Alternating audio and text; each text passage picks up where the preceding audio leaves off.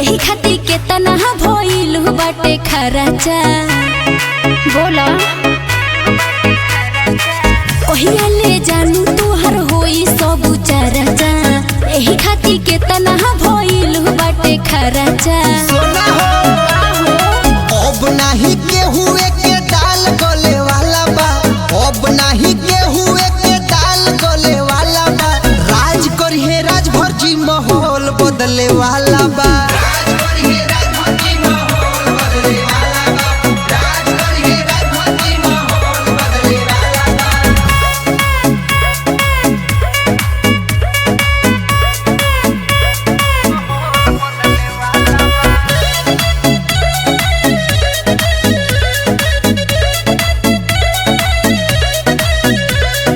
देखली होई नहीं के राज चली है, माफिया या गुंडा देखी हाथ मौली है। हम हो ये चाहतनी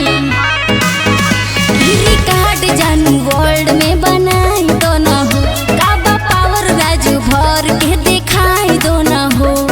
करे जाओ देखो तोहरे लभर के लहर चले वाला बा, देखो तोहरे लभर के लहर चले वाला बा। राज करिए राजभर जी माहौल बदले वाला बा।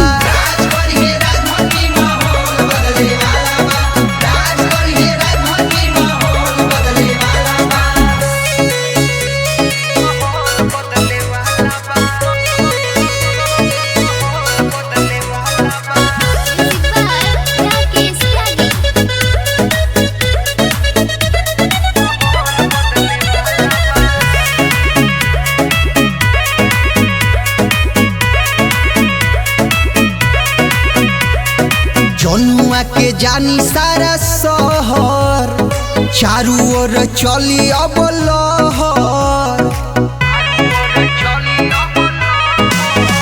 इहे चाहे नी कि एक बेरी नाम कोई दो।